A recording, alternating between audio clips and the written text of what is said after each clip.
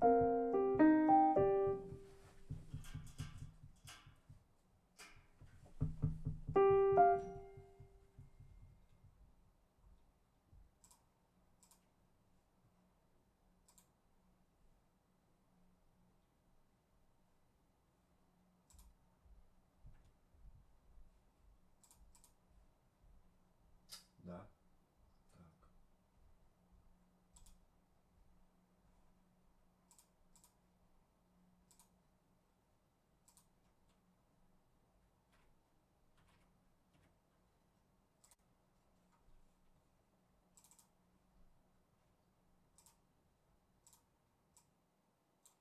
Раз, два.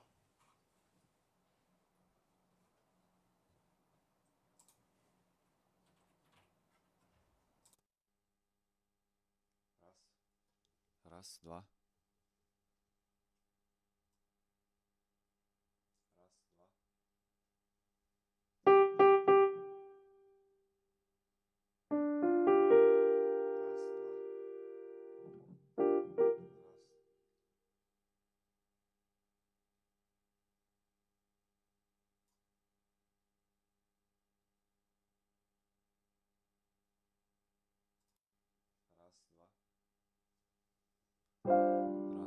Раз, два.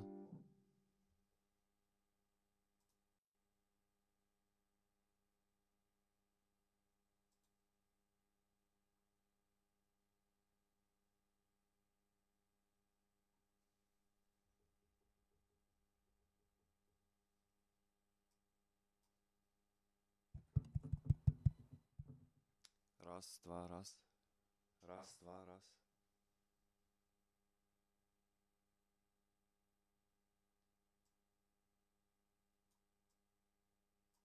Раз, два, раз, раз.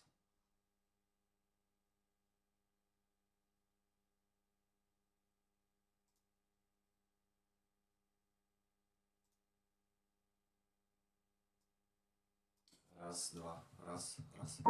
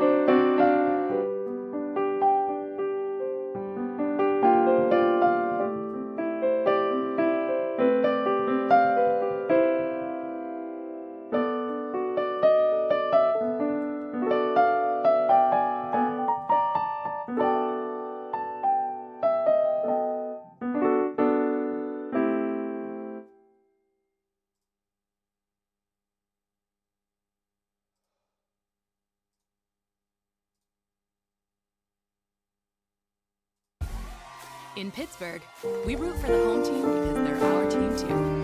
And with more than 25 local Chase branches and 5,000 nationwide, we're right beside you, Pittsburgh. Chase, make more of what's yours. $10 for a large, $10 for any 3 toppings, $10 for your choice of hot crust. Like our new garlic parm ham toast. Because there's crust, and then there's hot crust. The crust you crave, only $10. Order in the Pizza Hut app.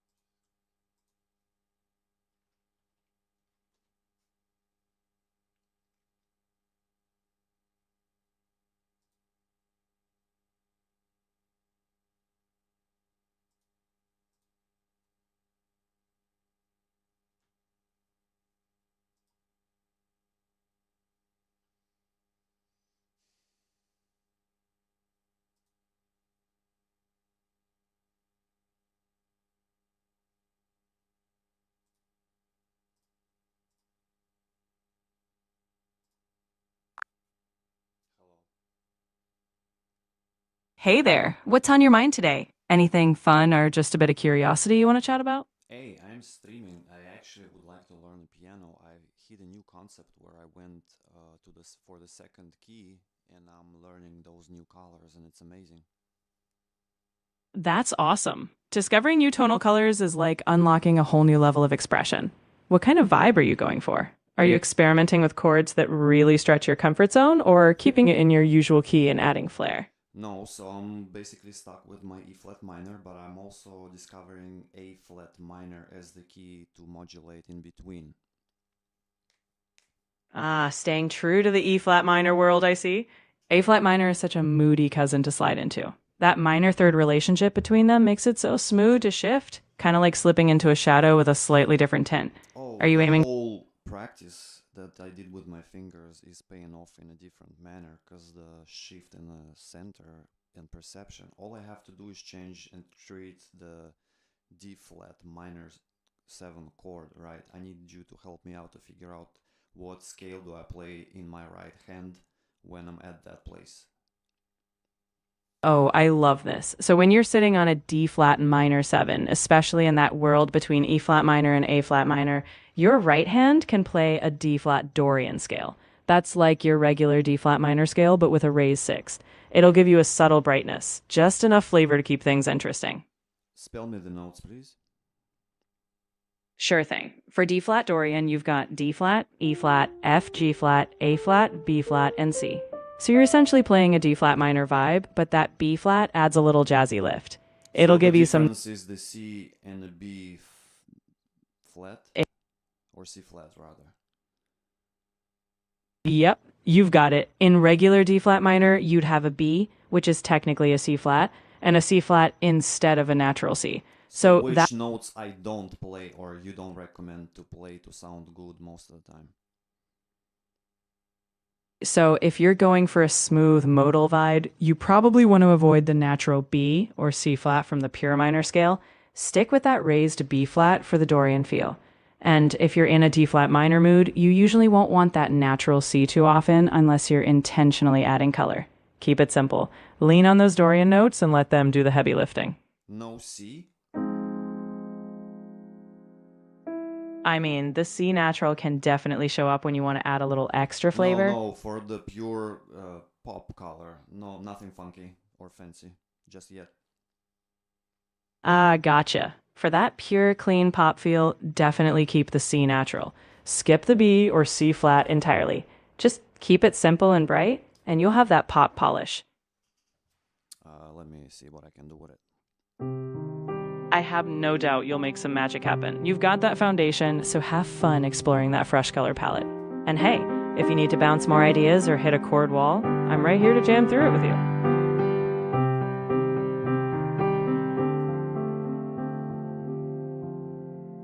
Okay, when I did my A flat minor 7 as a tonic, and then I played B flat minor 7 as is, and it's how can I continue this progression? What's the next better choice? Ooh, so if you're starting an A flat minor 7 and you moved to B flat minor 7, that's a nice step up.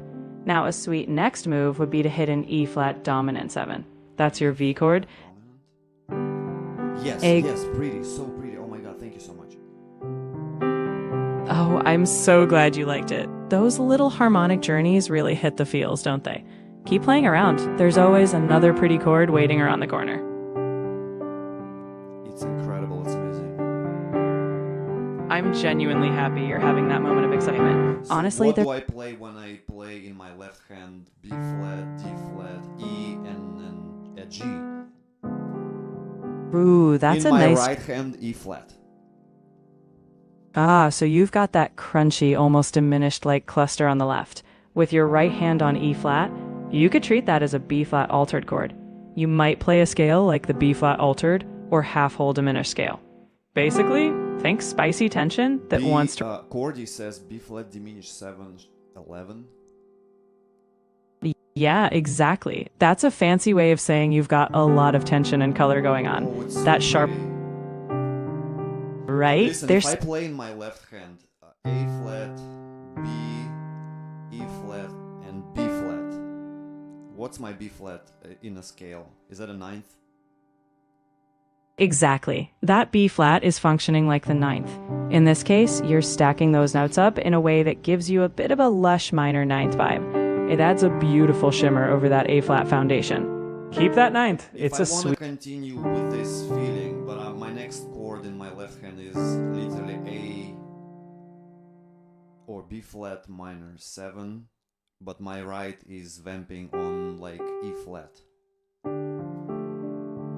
Nice. If you're sitting on a B flat minor 7 in the left and you're vamping on E flat in the right, you're really emphasizing that perfect fourth. To keep that vibe going, you could slide down into an A flat major 7 next. That'll feel like a gentle resolution, just like sinking into a comfy couch after all that tension. Where can I take the F A flat major from here? Keeping my right hand on E flat literally. Oh, you're holding that E flat like a champ. From that A flat major, you could step to F minor. That E flat up top will now feel like a sweet ninth in F minor. Yes, oh my god, so that's a 2? You got it. That F minor is your 2 chord, and it sets you What up is my A beautifully. flat major then, chord in this situation? Harmonically speaking. So that A flat major would be your 6th chord in the key of F minor. Harmonically, it's giving you a little brightness. So I like am an F minor? Exactly. Once you land on F minor, you're in that minor home base. And that A flat major was a nice stop along the way. So it's a 3 chord in a major context or a minor. So if you're in a major key, the 3 chord is typically a minor chord. For example, in F major, your 3 chord would be A minor. If I'm In playing a A flat major with the E flat in my right hand vamping, so to speak, and then I'm going to F minor 7. So F minor 7 is what degree and what scale? So when you're in A flat major, that F minor 7 is your V chord, the 6th degree of the major scale. It's that classic relative minor move that adds a smooth emotional depth. Oh, so my tonic is A flat then. My A flat is a tonic? Exactly. In this whole scenario, A flat is your tonic. So that's the home base you're always dancing around, whether you're going to that F I minor. really like the move from A flat major to my A F minor. And I'm transposed like 4 tones up on my synthesizer right now. So I'm sticking with my key, but the sound is pleasantly okay in my left hand as a cluster like that. Oh yeah, transposing is like having a little secret weapon. You keep your familiar shapes, but suddenly the sound lands in a fresh space. And hey, if that cluster feels right, trust your ears. They're telling you something cool is happening. It's incredible. I'm so glad you're enjoying it. Honestly, those little discoveries are what make playing so satisfying.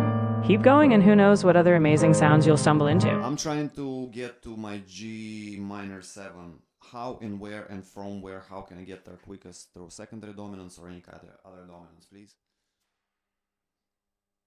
Heading toward G minor 7. One slick way is to use a secondary dominant. You can roll in with a D7, which is the V of G minor.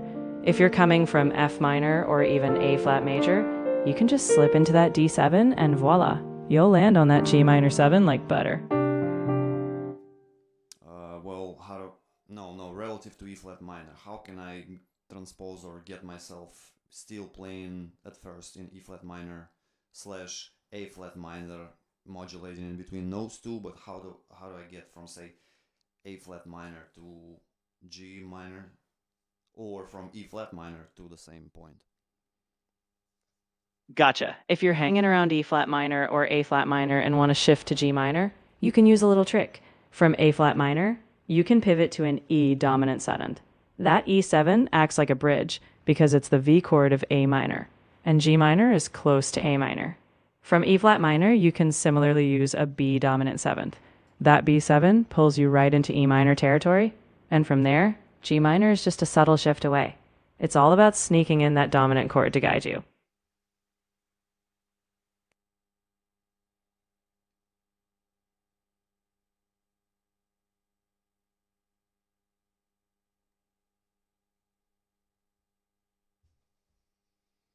What are the notes for E dominant 7th? E dominant 7th is a spicy little chord. You've got E, G sharp, B, and D. That D is the seventh that gives it that dominant pull. So when you land it, it's like a big sign that says, next stop, resolution. Okay, what are the allowed and best tones in my right hand supporting to go and create melody off of maybe? In the moment where I'm at E7, what are my notes in the scale? When you're on E7, think of the E Mixolydian scale. That gives you E, F sharp, G sharp, A, B, C sharp, and D. The big players are G sharp, that major third, and D, the flatted seventh. But honestly, all those notes are fair game to shape a melody that wants to resolve to G minor.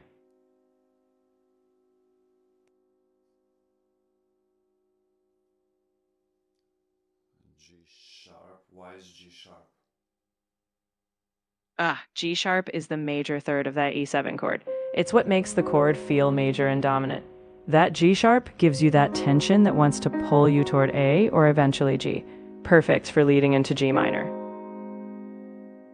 What about D? D is the flatted seventh. That's what gives E7 its dominant quality, creating that push, that resolve me energy. It really wants to drop down a step. So once you hit that D, it's practically... When I'm in G minor 7, what are my notes in my right hand then?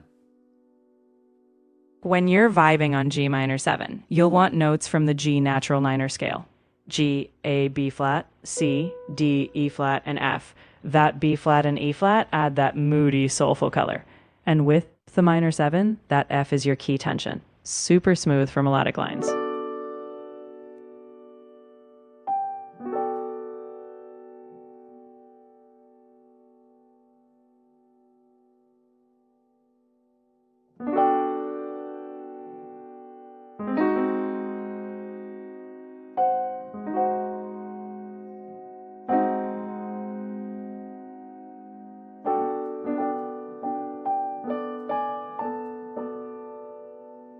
I don't like E flat, I like F better when I'm on G minor 7. Well, hey, that's the beauty of it. If you prefer that F, you're leaning into a G Dorian vibe. That F gives it a slightly brighter, jazzy color. So go for it.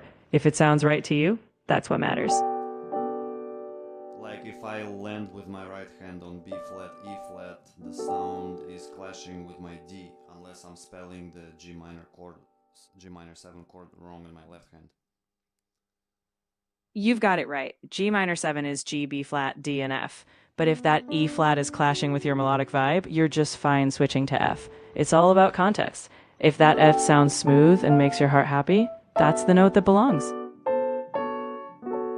But I actually like how sounds A and an F rather in my right hand. What is that?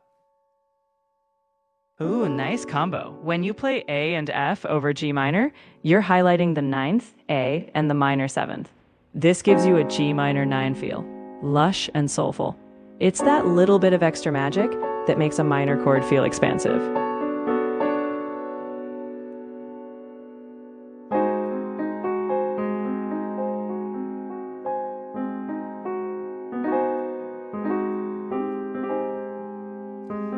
When I'm playing E major 7 chord, what is my scale? Major scale. When you've got an E major 7 chord, you're basically in the E major scale.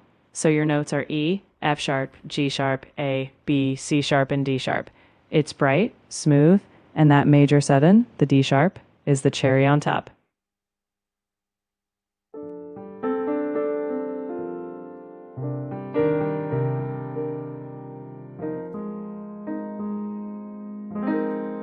Oh, I should learn my inversions of D flat minor 7, huh? Inversions are your best friends, trust me. Once you've got them down, you can smoothly glide through any progression, D flat minor 7 or otherwise. It's like giving yourself the freedom to paint with every color on the palette.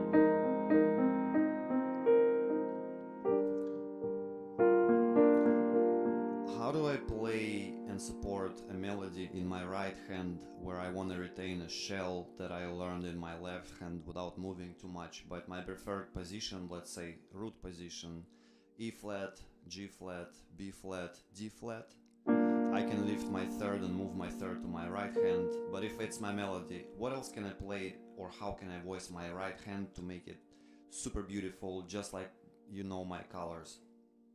9s and 7s and 11s particularly. Ah, you've got a lovely foundation there. If your left hand shell is holding down E flat, G flat, B flat, and D flat, your right hand can float above with those color tones.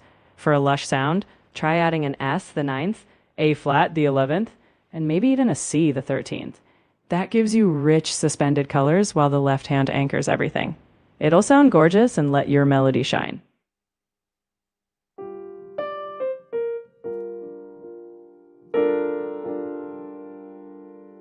So half tone F and G flat, correct? You got it. F and G flat together give you that half step tension. Super sweet and jazzy. G flat is your minor third, and F is that lovely 9th. Together, they're going to add that emotional sparkle to your voicing. Can I land on this sound at the end of my cadence? Absolutely. Ending your cadence on that sound will give it a sophisticated, unresolved shimmer. I like the F and G flat. What else are the notes that you said? And also, could you slow down just a tad, 20% or so? Of course. Alongside that F and G flat, I mentioned adding an A flat, which is your 11th, and a C, which gives you a sweet 13th, if you want even more color. Slowing it down, you can experiment with placing those tones gently, letting them create that lush, rich harmonic landscape. So one more time, F, G flat, A flat, and C, not C flat? You got it. That's F, G flat, A flat, and C. No C flat here. That combination will give you that shimmering, modern, almost dreamy chord quality. Perfect for landing a melody with some flair. Well, I like D flat as my pinky on my right hand kinda does. F, G flat, A flat, and a D flat.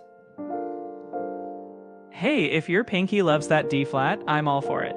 That's your minor 7th, and it's going to give you a lovely grounded feel. Like if I play C, it kind of wants to move somewhere. I don't want to sit on that tone for too long.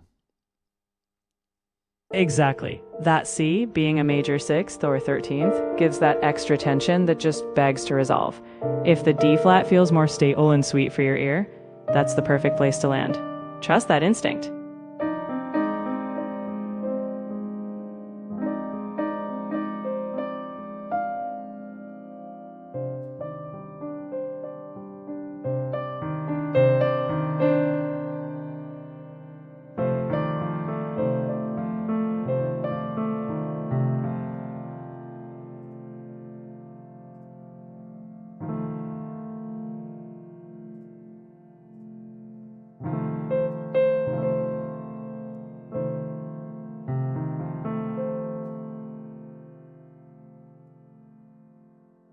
Alright, so what is the trick when I'm playing just or vamping on my D flat minor 7? How do I make it dominant, move my third up, and that wants to make me move where? D flat 7. Exactly. If you shift that minor third, the G flat, up to a major third A flat, you've transformed that D flat minor 7 into a D flat dominant 7. And that dominant 7th will beg to resolve you, usually down a perfect 5th, so you'll naturally want to head toward G flat. Classic tension and resolution.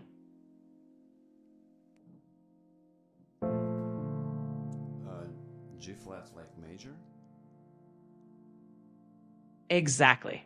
In this case, that D flat 7 will naturally want to pull you to G flat. Can I go to like a minor with a minor feel of my 2-5-1 sad cadence?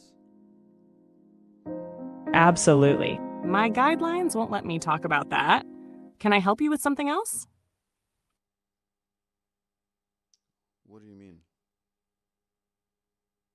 I mean, after that D flat dominant 7, you can resolve not just to G flat major, but also to G flat minor, which would be an E flat minor in function if you think of a minor 2-5-1.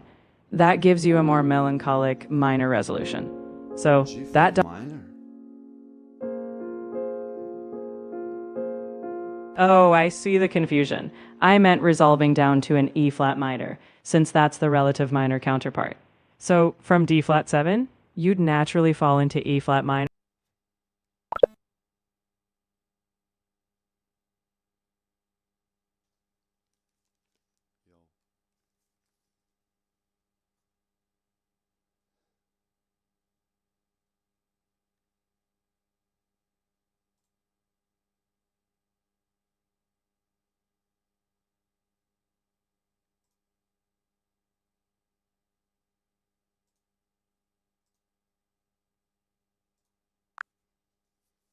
Hello, are you here?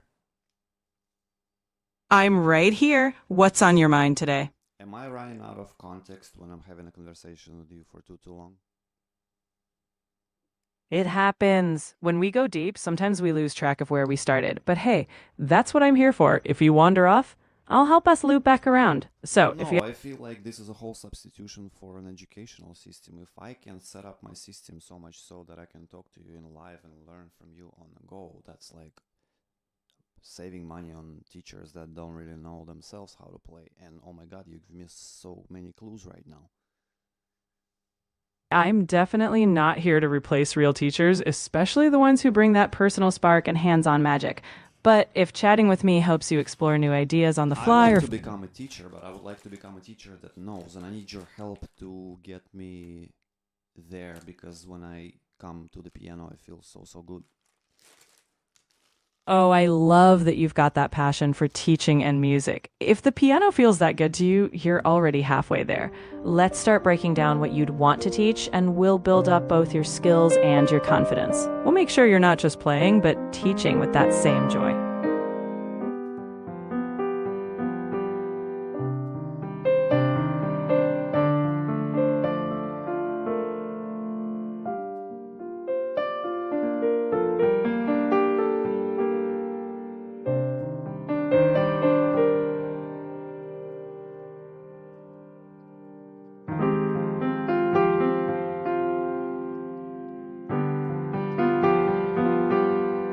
Hey, I'm all ears if you need anything else. Just give me a shout.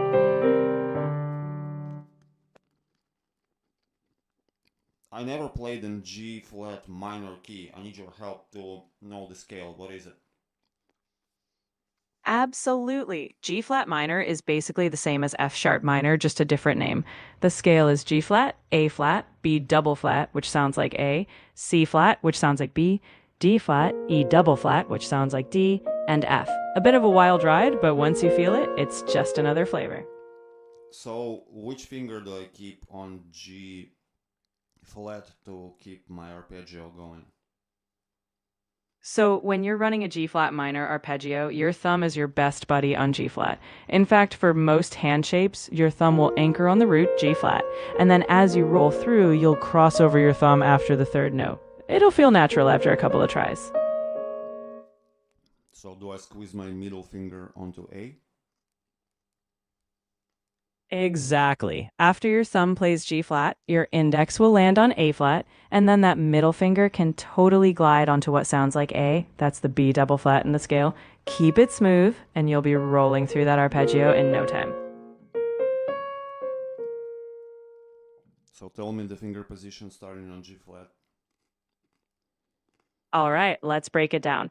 Starting with G flat. Thumb on G flat, index on A flat, middle finger on that B double flat, which sounds like A, then cross your thumb under to hit C flat, which sounds like B, and follow through with your fingers up the scale.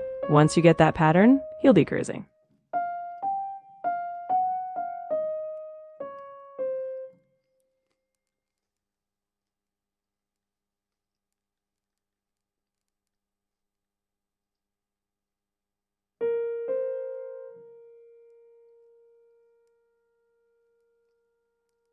Why is B double flat? It sounds wild, right? It's all about keeping the scales pattern consistent. Since G flat minor is based on a certain formula, root, second, minor third, fourth, fifth, minor sixth, and minor seventh, B double flat is just the correct label for that minor third in this key. But hey, you can think of it as A if it helps. Could you refer to it as an A, please?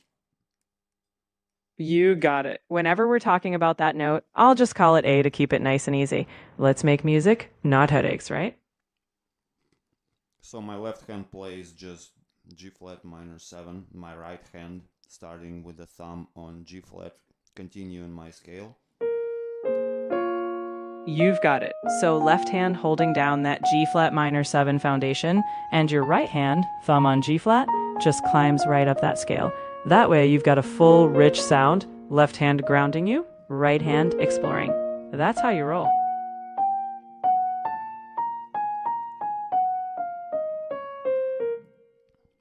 I kind of feel that my pointing finger starting on G flat with my thumb on A, continuing that pattern with a B, C flat, D, E. Is it correct? You're almost there. If your thumb is on A, your index finger will actually start on B double flat, but let's call it A. Then middle finger on C flat, sounds like B, ring finger on D flat, and pinky on E double flat, No, sounds... I'll spell my fingers. My pointing finger G flat, my middle finger A flat, my thumb is on A, and then I cross over my pointing finger on B, middle finger D flat, and then I'm crossing over with my thumb on D, and then E with my pointing finger again. That's a solid fingering plan. You're basically alternating groups, which gives you a smooth flow, with your index starting on G flat, middle finger on A flat, and then that thumb under to A. You're basically gliding upward. Keep crossing over smoothly, and you'll have that arpeggio singing.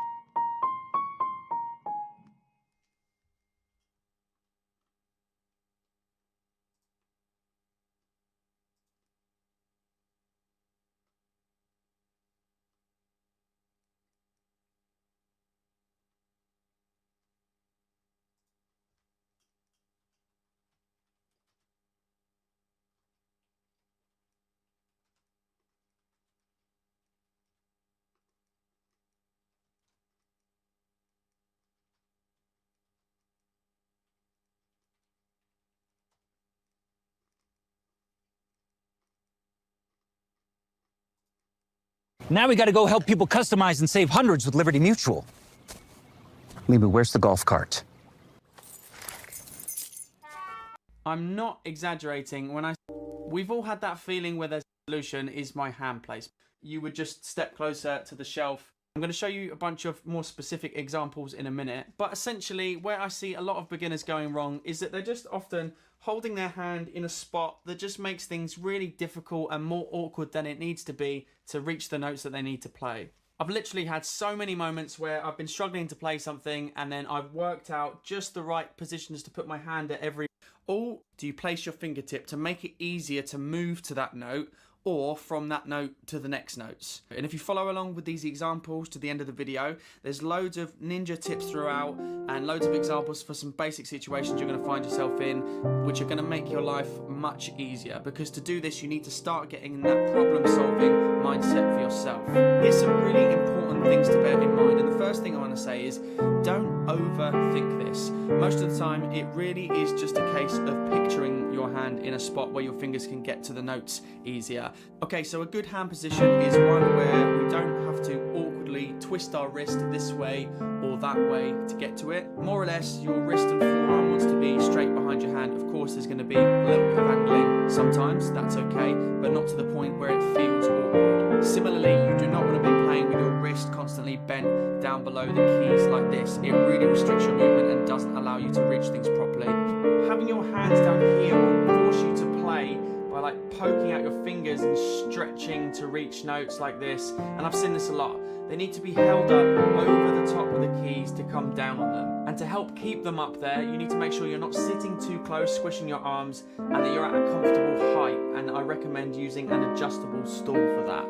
We also want to make sure our hand is in this nice relaxed position with slightly curved fingers. It's much better to play like this technically, and also it brings your thumb closer to these fingers, which makes it easier to get into positions. Although when we do play wider positions, we will need to flatten out a little bit to reach stuff. One of the most common things I see beginners do wrong is that they're not holding their hands deep enough into the keys, or they pull their hands back throughout playing. So it could be that they're playing and they can't reach the black keys comfortably enough, and they have to stretch and do something weird to get to them. or perhaps they're just going along with the white keys. This one's really common, is that they're playing and then they fling back as they play, straightening their fingers and then pulling fingers away from where they can reach. And then again, you have to do these really awkward maneuvers. If you need to place anything it. else or want to So keep you wanna exploring, I'm keep right here. your hand Just let me in know. position once you've got it.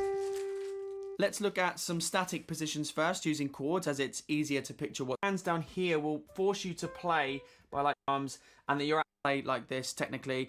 And also, it things I see beginners do wrong is that they're not holding.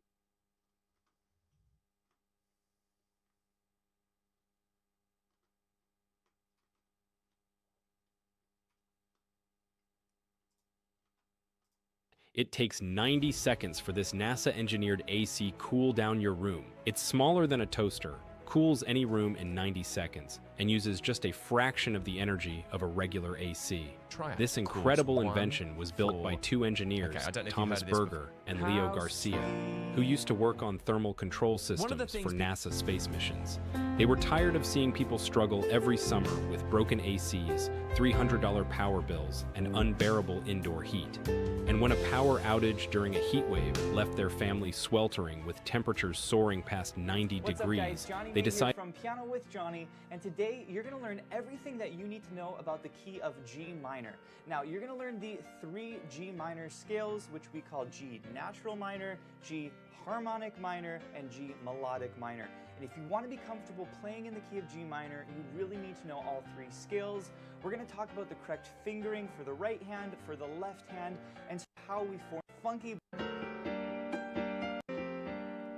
I'm going to teach you the melody, the chords. We're going to talk about how to come up with this funk groove. And at the very end of the lesson, I'm going to teach you also how to improvise over this progression. So there is a ton in this lesson.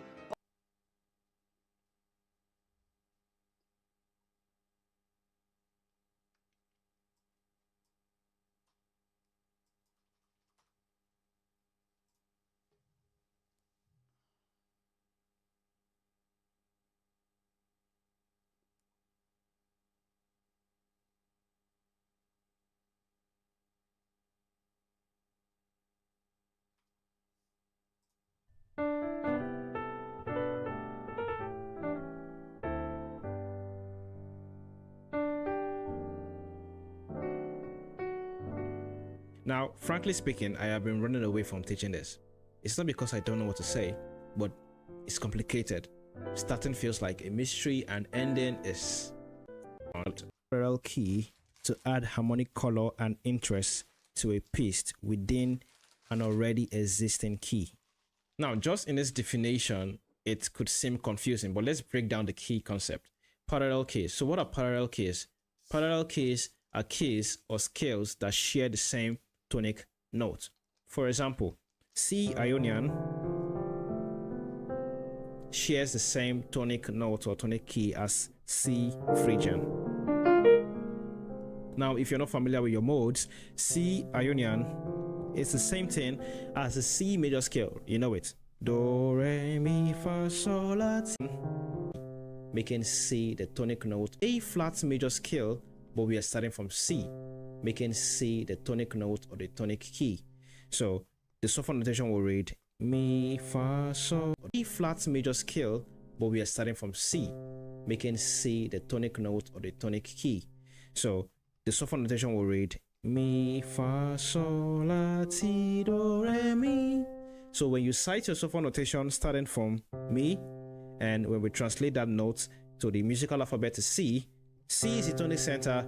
And just to make things easier for you, in case you don't know your modes very well, if you don't know that is C Phrygian, you just say you're playing the A flat major scale but starting from the 3, which is mi, fa, sol, la, ti, do, re, mi. Having said that, we've seen that C Ionian and C Phrygian and possibly other modes like the C Locrian all share the same tonic key, tonic note, or the same parallel key, which is C. Now you must understand that there's a difference between parallel keys and relative keys. Parallel keys all share the same tonic center, but they have different notes, while relative keys have same notes, but they share a different tonic center.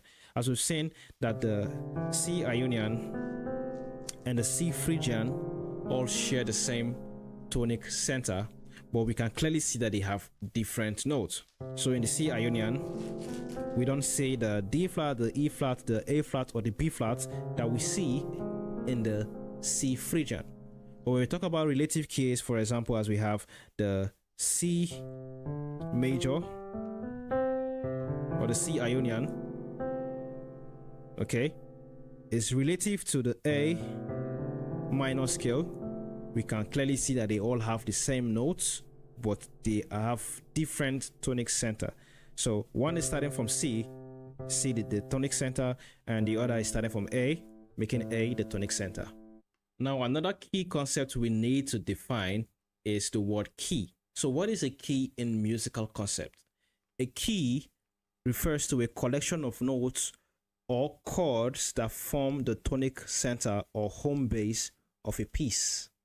So when we say A flat major or D flat minor or F mixolydian or G flat Phrygian, these are keys.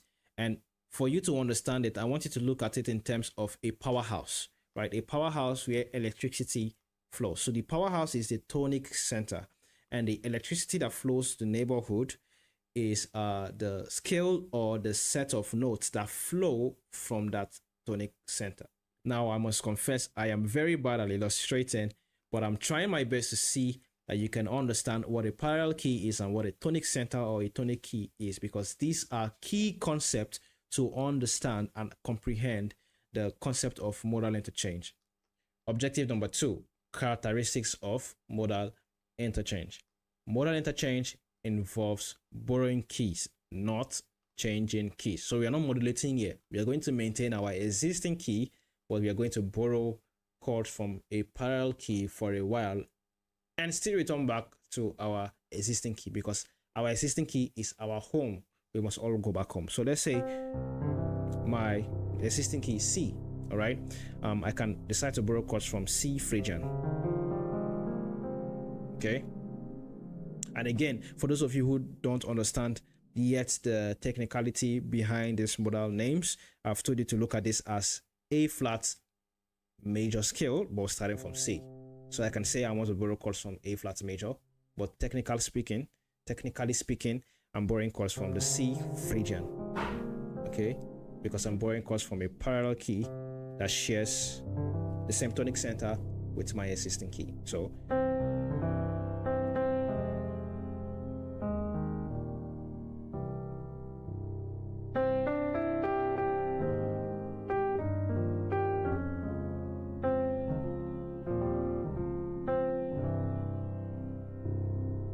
second characteristic is modal interchange must tend to resolve back to the original key. So we are not going to live in the borrowed key, all right? We're not going to live in the parallel key. We're already staying there for a while, and we must return back to the existing key. So my existing key again being C, and like I said, I want to borrow chords from C Phrygian, or as we said, you can look at it as the A flat major scale. I can play some chords there as I would in A flat major, but I must return back to C.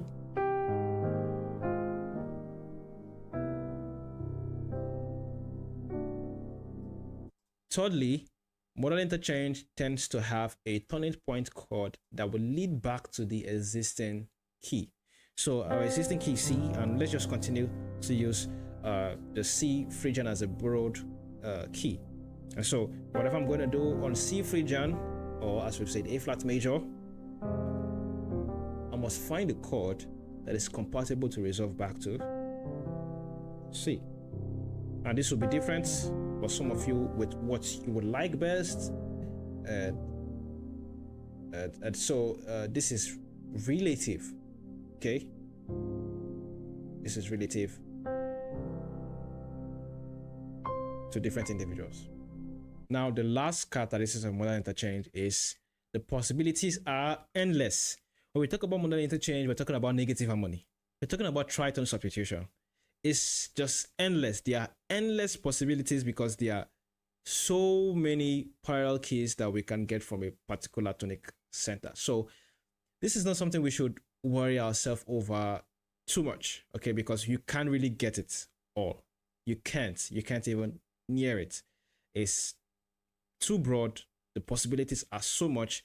Just scrap the surface and you'll be fine. Now to the third objective, which is the technique. Let's discuss various ways or various techniques that we can use to be creative about this concept. Now the first one will be what I call switching modes. So we can go from one mode to another, again, for a short while and return back to the existing key. So C major being my existing key, I can decide to borrow chords firstly, let's say from C Aeolian, okay, which is, you can say the C minor scale, okay, and then maybe for a short while, and then I switch to C Locrian, which is like the D flat major scale, okay. I'm just using this terms for those of you who don't yet understand the modal names yet, okay. So it's as if I'm borrowing chords from E flat major, and then I borrow chords from D flat major, and then I resolve. Even with that, you could get. So let's see.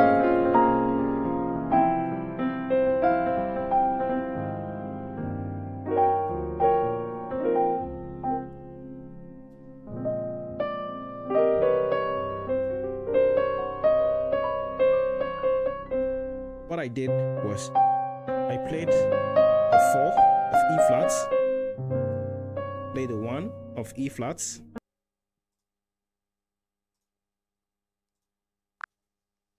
Hey, I got one, a good one. Can you help me understand modes through Phrygian? What is E flat Phrygian scale and chords? Ah, Phrygian. It's got that mysterious, almost flamenco vibe. E flat Phrygian is built like a minor scale, but with a flat second. So the notes are E flat, F flat, which is basically E, G flat, A flat, B flat, C flat, which sounds like B, and D flat. Chords follow that vibe, like an E flat minor, flat major sounds like E major, G flat major, and so on. Each chord based on those scale notes.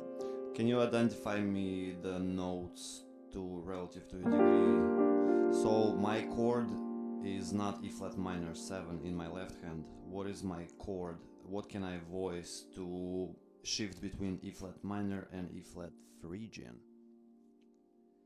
Ah, I see what you're getting at. So E flat minor and E flat Phrygian are super close. The main difference is that Phrygian has that lowered second degree. So if you're holding an E flat minor 7, which is E flat, G flat, B flat, and D flat, to give it that Phrygian twist, you can add or emphasize the flat, which sounds like E natural. That'll give it that classic Phrygian flavor. Just a half step shift, but it changes. What is my tonic chord when in my left hand? What do I play? Your tonic chord in E flat Phrygian is still built on E flat, but with that Phrygian twist. So instead of a plain E flat minor chord, you'd want an E flat minor with a flat second in the scale. The easiest way is to hold E flat minor, but add that F flat, which sounds like E. So think of it like an E flat minor chord with an added lowered second. What if I don't play G flat, the third, and rather play that flattened second? Ooh, that's a cool twist. If you skip the minor third, G flat, and instead emphasize that flat second, F flat, which sounds like E, you'll get an even more haunting Phrygian sound. You have E flat, F flat, and B flat, which gives you something like a suspended. What is my subdominant options? Subtonic. In Phrygian, your subdominant, the 4th degree, is going to be built on A flat. So you can roll with an A flat major chord, or even try an A flat dominant 7th if you want a bit of tension. That A flat chord will give you a strong pull back to your E flat Phrygian home base. It's a smooth but powerful move. What my left hand plays? 4-note voicing. For a 4-note voicing on your subdominant, you'd have your left hand play the A flat major 7th chord. So you'd place A flat as your root, C as the major 3rd, E flat as the perfect 5th, and G as the major 7th. This gives you a lush, jazzy subdominant that sets you up nicely to move back home to E flat Phrygian.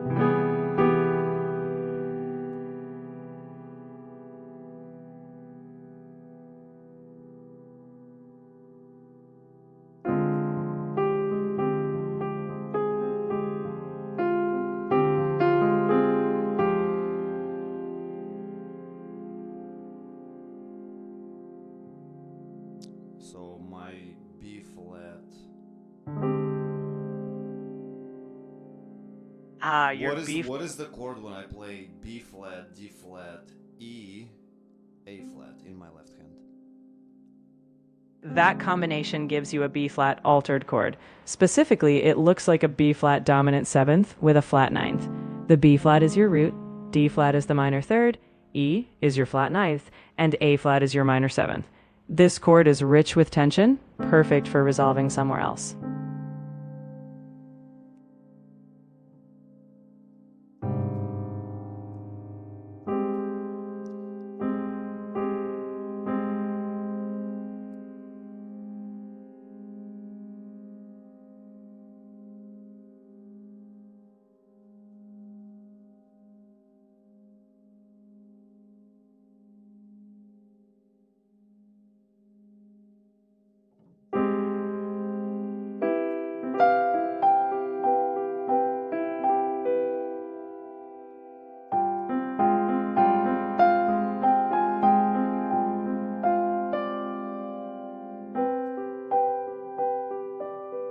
So what if I don't want to do major A flat? What's the minor alternative? I want to milk the minor Phrygian feel off of it and shift in between my minor E flat and E flat Phrygian. Got it. If you want to keep that darker minor Phrygian vibe, go with an A flat minor chord instead. So for your subdominant, you could play A flat minor or even A flat minor seventh. That would be A flat, C flat, which sounds like B, Alright, E what's flat. my dominant then in the Phrygian?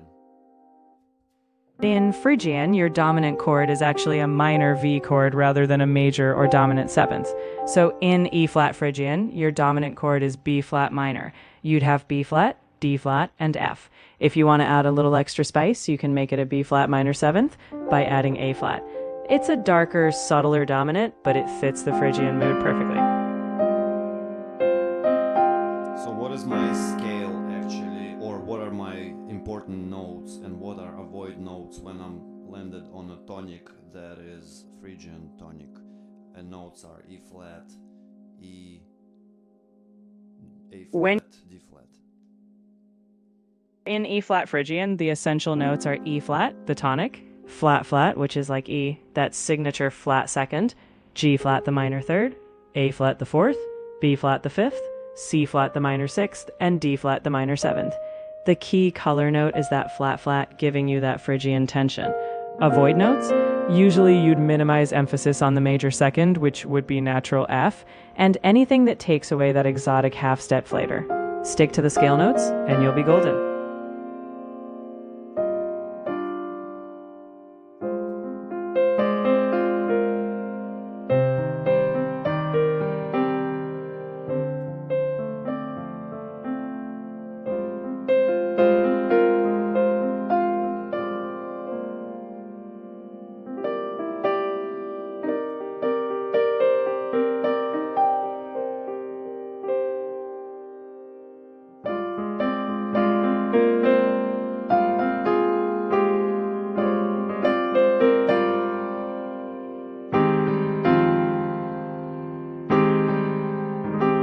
Whenever you want to dive deeper into this or anything else, I'm here. Just give me a shout. Okay, so again, what is the scale for my left and the right hand to pronounce and stay vamp on a E flat Phrygian tonic? To vamp on an E flat Phrygian tonic, E both flat. hands F flat, which sounds like E, G flat, A flat, B flat, C flat, which sounds like B, and D flat. For your left hand, you can anchor on an E flat minor chord, adding that flat flat for the Phrygian color. For your right hand,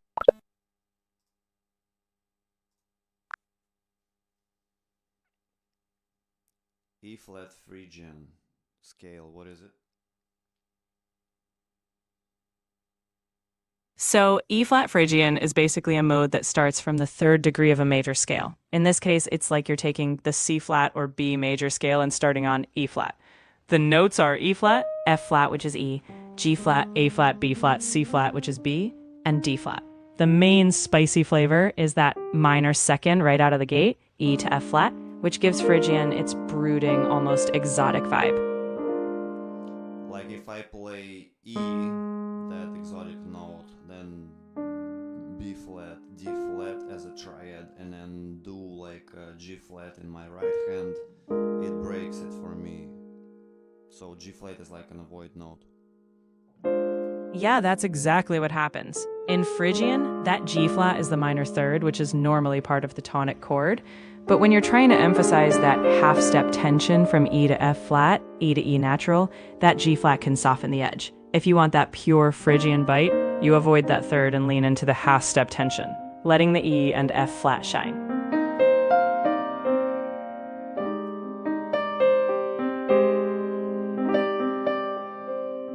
So what is the difference if I play E major 7 chord with the B flat in my right hand for the melody?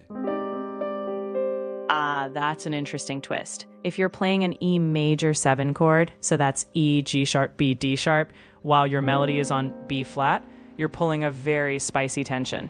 B flat is a flat 5 relative to E, so it creates a very dissonant, almost jazzy altered color, like a flat 9 vibe. It's no longer that Phrygian mode, but rather an altered or even outside sound. It's a clash, on purpose, so it's adventurous but not stable.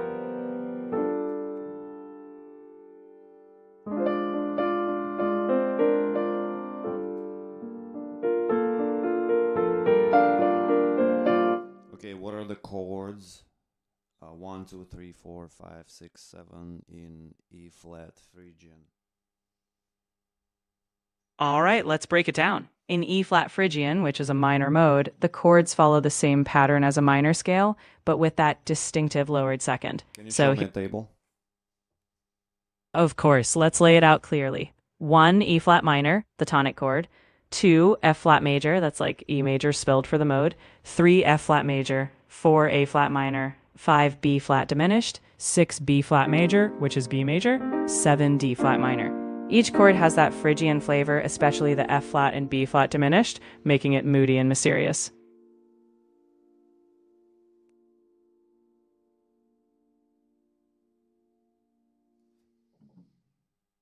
When I'm playing G flat major, right? What if it's a 7?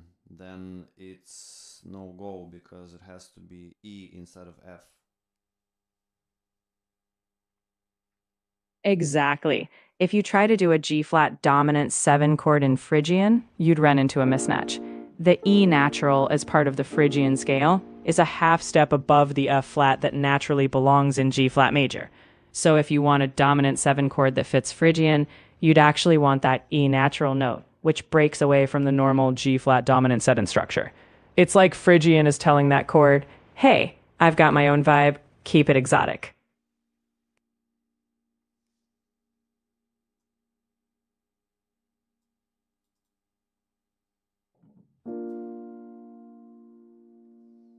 Do I avoid 7ths to retain the mode?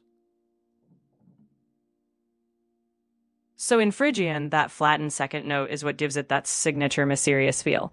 When you slap a regular dominant 7th chord in there, like a nice, neat major 3rd and a flat 7th, it tends to anchor you back to a more traditional harmonic roll, like a dominant function that wants to resolve.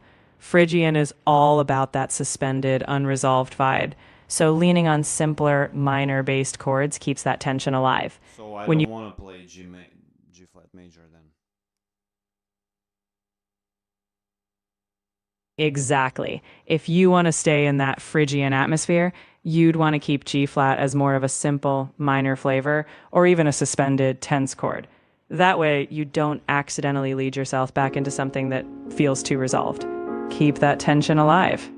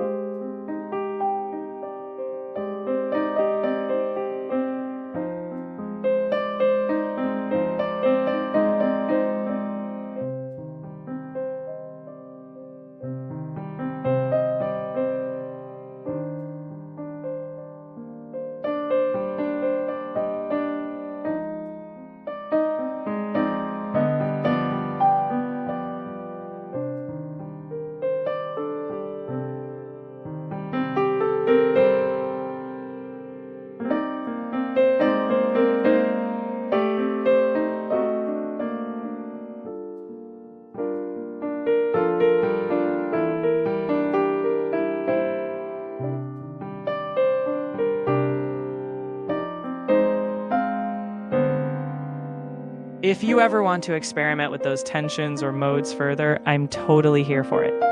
But if you're feeling all set for now, just let me know what's next.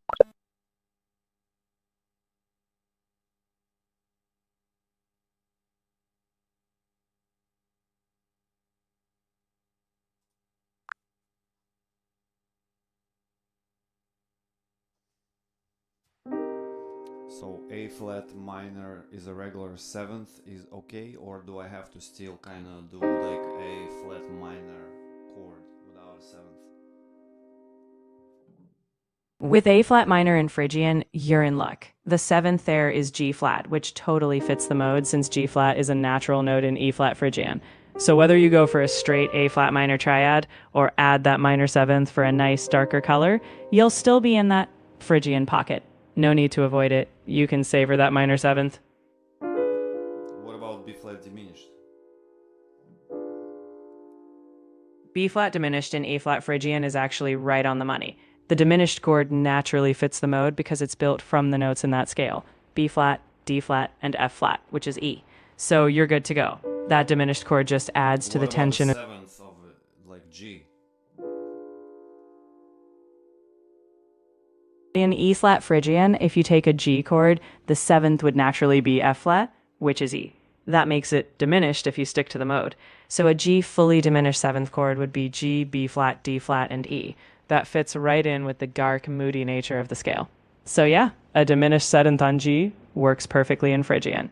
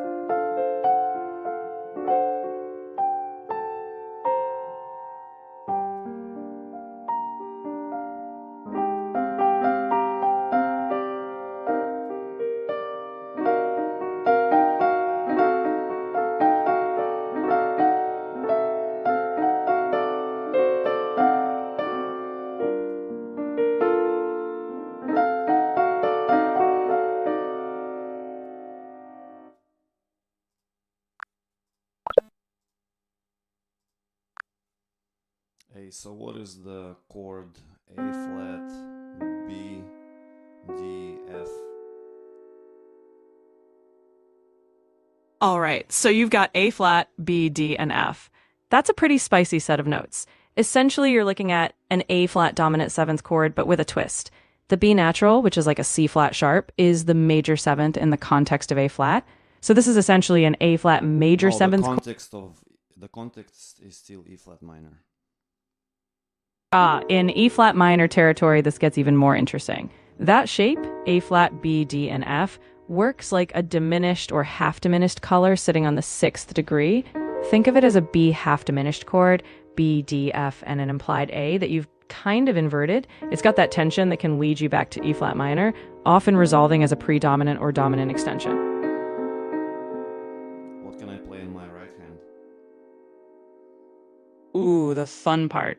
If you're in that E flat minor zone, your right hand could lean into something like G flat major or a G flat minor voicing. Those will highlight that Phrygian flavor. You can also play a B half diminished or F half diminished shape in the right hand to keep that unresolved tension. Basically, think of colors that emphasize that minor and diminished tension, and you'll be golden.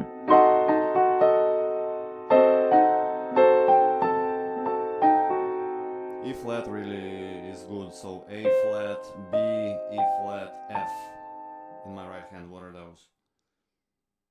Oh, that's a sweet stock. You've got A flat, E flat, and F, so that's kind of like an A flat sus2 But then you have B in there, which is like a sharp fourth or flat fifth in this context, a very tension-filled note. So overall, you're creating a suspended, unresolved color. It's like teasing the ear. Great for keeping that Phrygian edge.